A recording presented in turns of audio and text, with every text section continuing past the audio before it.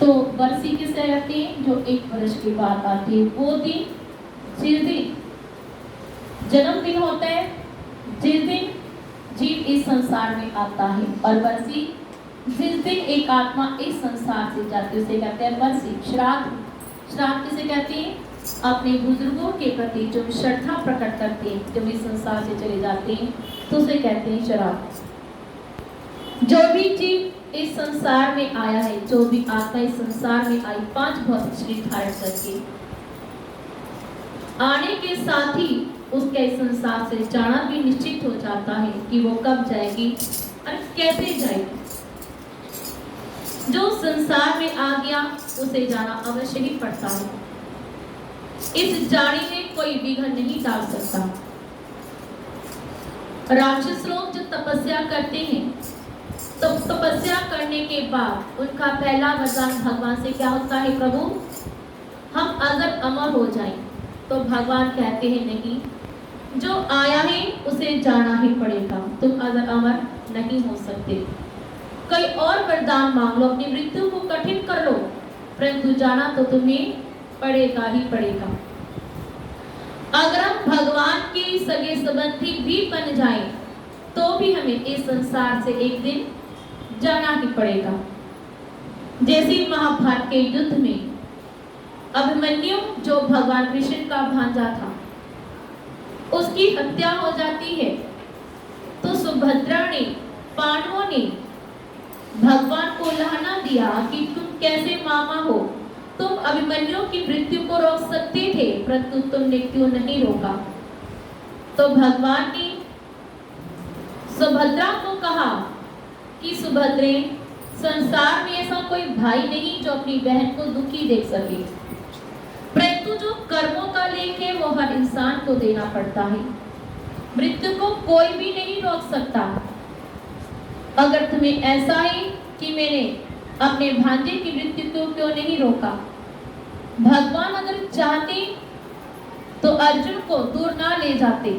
महाभारत से पता था कि आज अभिमन्यु की मृत्यु होनी है, अगर अर्जुन यहाँ पर रहेगा तो उस कार्य में विघ्न डालेगा। इसलिए भगवान जानबूझकर अर्जुन का रथ महाभारत अभिमन्यु से, चक्रव्यूह से बहुत दूर ले गए कि जहाँ पर अर्जुन को इस बात की खबर ही ना रहे कि मेरे पुत्र के साथ यहाँ पर क्या हो रहा है। तो भगवान कृष्ण ने अभिमन्यु की आत्मा को बुलाया। उस आत्मा से कहा, देखो पुत्र, तुम्हारी माँ, तुम्हारे पिताजी किस प्रकार रो रहे हैं, इस शरीर आकर इनको ढांढस दो। तो अभिमन्यु की आत्मा ने कहा, कौन किसका पुत्र, कौन किसका पिता? अरे ये तो कर्मों का लेख जोक है। जब धरती पर जीव आता है, आत्मा आती है 5 भौतिक शरीर धारण करके, उसी समय निश्चित हो जाता है कि वो यहाँ से किस प्रकार जाएगी, कैसे जाएगी। तो अभिमन्यु ने बताया कि जब भगवान कृष्ण धरती पर आए, अवतार धारण करने की योजना बनी, तो उन्होंने सभी देवताओं को कहा कि अपने अपने अंश से धरती पर जन्म लो। चंद्रमा को भी कहा कि तुम भी अपने अंश से अपने पुत्र को धरती पर भेजो। तो चंद्रमा ने मना कर दिया कि मैं धरती पर अपने पुत्र को नहीं भेजूंगा, क्योंकि धरती पर जो भी जीव जाता है उसे दुखी रहना पड़ता है, और मैं नहीं चाहता कि मेरा पुत्र दुखी हो। तो ब्रह्मा ने चंद्रमा को समझाया, तो चंद्रमा ने इस शर्त पर अपने पुत्र को धरती पर भेजना स्वीकार किया कि एक तो वो आपके परिवार में जन्म लेगा, दूसरा वो बहुत जल्दी युवा अवस्था में ही महाभारत का युद्ध होते सारी इस धरती से वापस आ जाएगा मेरे पास।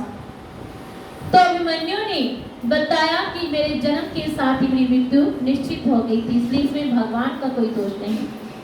तो सुभद्रा पांडवों ने कहा कि हम प्रभु, हम आपके संबंधी बने, क्या इससे हमें कोई फायदा नहीं हुआ जब मृत्यु को नहीं रोक सके?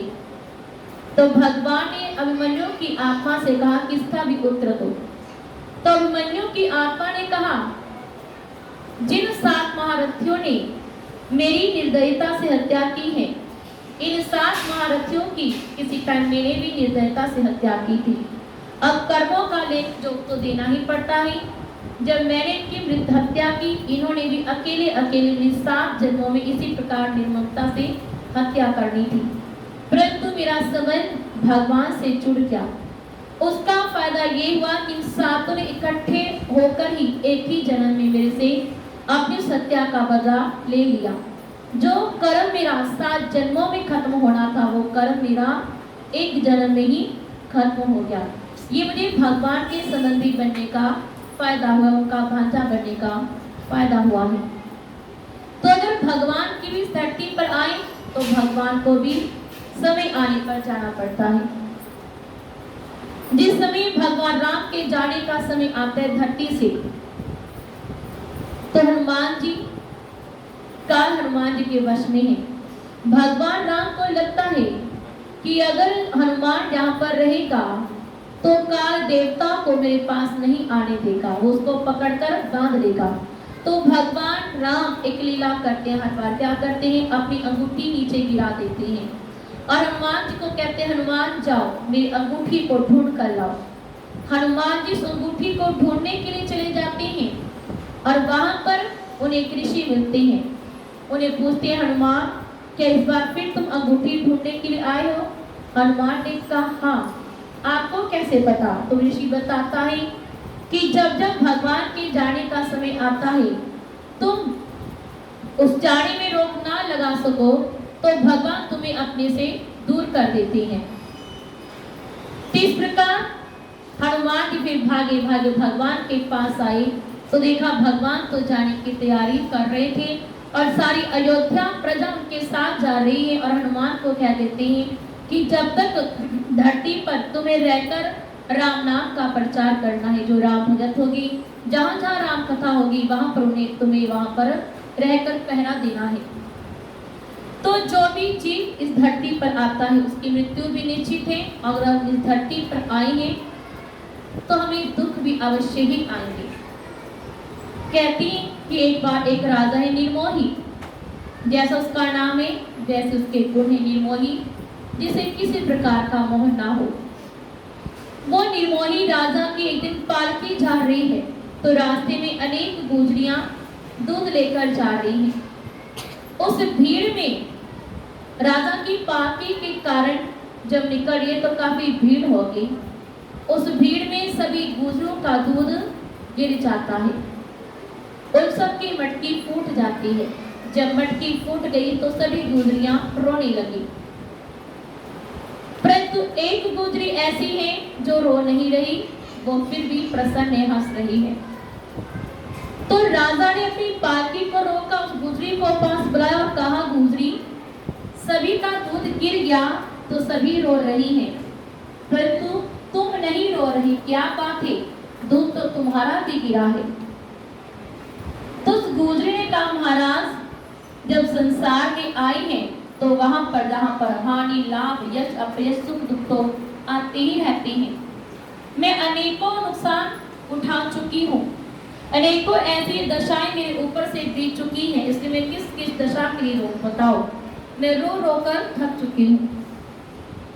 तो उस निर्मोही राजा ने कहा, अच्छा गुजरी बता तूने अपने जीवन में कौन कौन से दुख उठाए हैं? तो उस गुजरी ने कहा, महाराज मैं सेठों के घर में पैदा हुई, एक साहूकार के बेटे से मेरी शादी हुई, 2 मेरे बेटे हुए। मेरा पति व्यापार करने के लिए विदेश चला गया। उसके बाद हमारा जो शहर का राजा था उसकी निगाह मेरे ऊपर पड़ी, मैं सुंदर थी, तो उसने जबरदस्ती मुझे अपने महलों में रखा।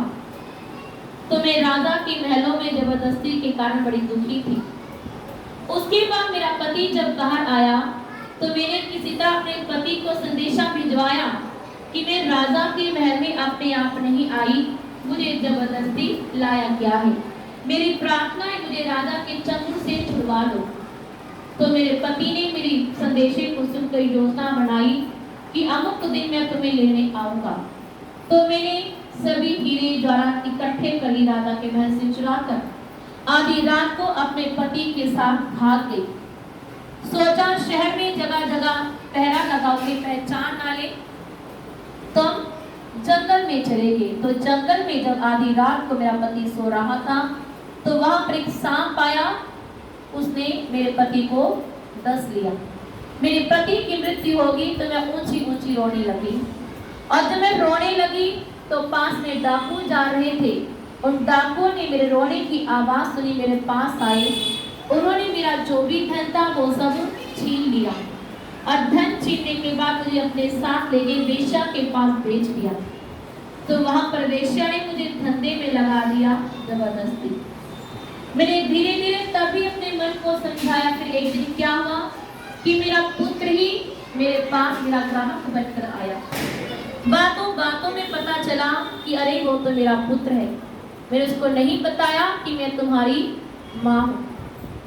तो बाद में मेरे बड़े बड़े जोशों को बुलाकर पूछा कि अगर एक माँ अपने पुत्र से कुकर्म कर बैठे तो बताओ इस पाप को कैसे दूर किया जाए। तो जोशियों ने कहा कि अगर पीपल की लकड़ियों को इकट्ठी करके तुम उसकी चिता बनाओ, उस जलती चिता में जीवित ही बैठ जाओ तो तुम्हारा पाप धुल सकता है। तो मैंने किसी तरह पीपल की लकड़ियों को इकट्ठा करवाया, किसी को पैसे देकर चिता बनाई। उस चिता में दिल थाम कर बैठ गई, परंतु जैसी बैठी ऊपर से तेज बारिश आई। इतनी बारिश आई कि बाढ़ आ गई। उस बाढ़ में मैं नदी में बह गई। जब मनुष्य के पाप अधिक हो तो उसे मुंह मांगी मौत भी नहीं मिलती। तो मैं नदी में बह गई। नदी में बहकर एक गुर्जर की दूध बेचने वाले की निगाह मेरे ऊपर पड़ी। उसने मुझे बचाया, अपने घर में लाकर रखा। धीरे धीरे मेरे साथ उसने शादी कर ली और मैं दूध बेचने के कार्य में लग गई। और आज आपकी पालकी के माध्यम से मेरा दूध गिर गया है। बताओ महाराज, किस दुख के लिए मैं रो? राजा ने मेरे साथ जबरदस्ती की, इस दुख के लिए रो? या मेरा पति मर गया, इस दुख के लिए रो? या वेश्या ने मुझे जबरदस्ती धंधे में लगाया, इस दुख के लिए रो? मैं अपने पुत्र के साथ ही कुकर्म कर बैठी गलती से, इस दुख के लिए रो? जुलाही ने मेरे साथ जबरदस्ती शादी की, इस दुख के लिए रो? या जो दूध गिर गया, इस दुख के लिए रो? हमारे बुजुर्गों का अनुभव कहता है कि जो व्यक्ति पल पल दुख भोगता है, सबसे ज्यादा दुखी होता है, वो बहुत कम रोता है। क्योंकि दुख भोगते भोगते वो दुख सहने का आदी बन जाता है। और जो व्यक्ति जहाँ सुखी होता है, उसे हर पल पल सुख मिलता है, वो खुशी कम मनाते अपने सुखों की, क्योंकि वो उसके लिए सुख एक नॉर्मल बात हो जाती है, सामान्य सी बात हो जाती है। जब छोटे छोटे सुखों पर संसारी व्यक्ति पार्टियां करते हैं तो जो बहुत ज्यादा सुखी है वो सोचता है इसमें पार्टी करने की क्या बात है, ये तो सामान्य सी बात है। इस प्रकार फिर उस राजा ने उस गुजरी के साथ विवाह कर लिया।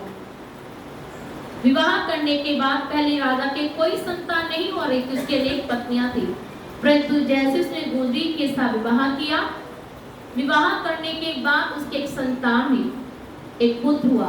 वो राजकुमार जब जंगल में गया शिकार खेलने के लिए तो उसे रास्ते में प्यास लगी। उसने ऋषि की कुटिया देखी, उस कुटिया में उसने घड़ा देखा ऋषि तपस्या में बैठे हैं और उसने सोचा कि इस तपस्या के अमूल्य काढ़े से ऋषि को क्यों हटाया जाए, मैं पानी खुद ही पी लेता हूँ। जब वह राजकुमार खुद ही पानी पीने लगा तो ऋषि अपनी तपस्या से जागे और कहा, अरे राजकुमार, तुम्हें क्या शिष्टाचार नहीं है? किसी के घर में जाओ तो बिना पूछे किसी की वस्तु को कोई नहीं उठाते। तुम कैसे इंसान हो, कैसे राजकुमार हो जो बिना पूछे मेरे घर कुटिया में आकर पानी पीने लगे? तो राजकुमार ने कहा, महाराज, मैंने सोचा तपस्या कर रहे हैं, इतने कीमती काढ़े से आपको अपनी प्यास बुझाने के लिए क्यों बुलाऊं, आपकी तपस्या क्यों भंग करूं? मैं निर्मोही नगर से आया हूँ, निर्मोही राजा का पुत्र हूँ। तो ऋषि ने पूछा, बेटा, जैसा तुम कह रहे हो कि तुम निर्मोही राजा के पुत्र हो, क्या ये सच है कि तुम्हारी प्रजा, तुम्हारा पिता, तुम्हारा परिवार सब निर्मोही है? तो राजकुमार ने कहा, महाराज, ये सत्य है। तो उसने ऋषि ने कहा, मैं ये नहीं मानता, मैं सन्यासी जंगल में रहता हूँ, फिर भी निर्मोही नहीं हूँ, फिर भी मुझे अपनी कुटिया से लगाव है। और तुम नगर में रहकर, संसार में रहकर किस प्रकार निर्मोही रह सकते हो, मैं इसकी परीक्षा करना चाहता हूँ। तुम यही मेरी कुटिया में रुको, मैं तुम्हें तुम्हारे राज्य में जाकर जा पाता हूँ। तो राजकुमार कुटिया में रुक जाता है और वह ऋषि उस नगर में जाते, निर्मोही नगर में जाकर उन्हें सबसे पहले दासी मिलती है। उस दासी से कहते हैं, दासी तुम्हारे राजा को, राजकुमार को एक शेर ने खा लिया है, मेरी कुटिया में उसका अस्थि पिंजर पड़ा है। तो दासी ने कहा, महाराज कौन किसकी दासी, कौन किसका राजकुमार, मालिक हो? ये तो लेन देन का संबंध है, जब तक लेन देन का संबंध है तब तक दासी है, नौकरानी है, मालिक है। जैसे संबंध खत्म हुआ, लेन देन खत्म हुआ, कौन किसकी दासी, कौन किसका मालिक? तो ऋषि ने सोचा, इन नौकरों को भला अपने मालिक से क्या लगा, इन्हें तो अपनी तनख्वाह तक मतलब है। जो इसकी पत्नी के पास चलता है, तो ऋषि उस राजकुमार की पत्नी के पास गया और उसे कहा, अरे बेटी तुम्हारे पति को सिंह ने खा लिया है, मेरी कुटिया में उसका शव पड़ा है। तो पत्नी ने कहा, महाराज जैसे रेत के कण हवा के कारण कभी जुटते हैं, कभी अलग हो जाते हैं, कर्मों का लेन देन होता है, कभी इंसान का संयोग होता है, कभी वियोग होता है, इसमें घबराने की क्या बात है? जब तक संयोग था वो मेरे पास था, अब वियोग, अब संयोग खत्म हो गया तो मेरे से दूर चली गई। ऋषि ने सोचा शायद हो सकता है इसकी पत्नी उल्टा होगी, पहले चाहती होगी कि मेरा पति मर जाए, इसलिए इसको कोई दुख नहीं हुआ। फिर वो ऋषि उसकी माँ के पास पहुंचे, उसकी माँ के पास जाकर कहा, देखो पुत्री तुम्हारे पुत्र की मृत्यु हो चुकी, उसे शेर ने खा लिया, उसका शव मेरी कुटिया पर पड़ा है, जाकर ले आओ। तो उसकी माता ने कहा, महाराज इसमें कौन सी बड़ी बात है, एक वृक्ष डाल है, एक वृक्ष छाया खड़ी, एक वृक्ष है, उस वृक्ष पर अनेकों फल आते हैं, डालियां आती हैं, फल आते हैं, सूख जाते हैं, टूट जाते हैं। इसी प्रकार ये संसारिक वृक्ष है और जो जीव है एक दूसरे से जुड़ते हैं, बिछड़ते हैं। समय आने पर जैसे वृक्ष का फल लग भी